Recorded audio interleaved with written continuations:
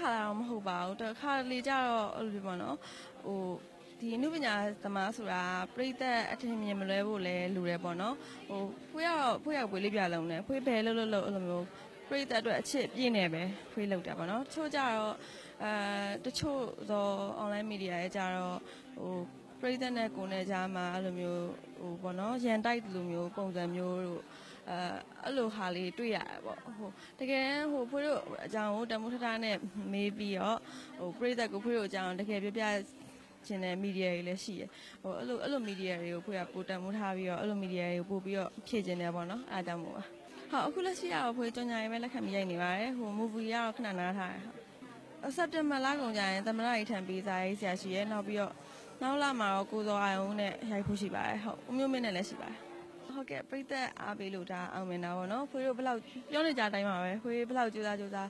ည့်ပေးမဲ့ပြိသက်မရှိဆိုရင်ဖွေးကဘာဖြစ်လာမှာမဟုတ်ဘူးပေါ့အဲ့အတွက်ဖွေးပြိသက်ကိုအဓိကထားပြီးကျေးဇူးတင်ပါတယ်လို့ဟုတ်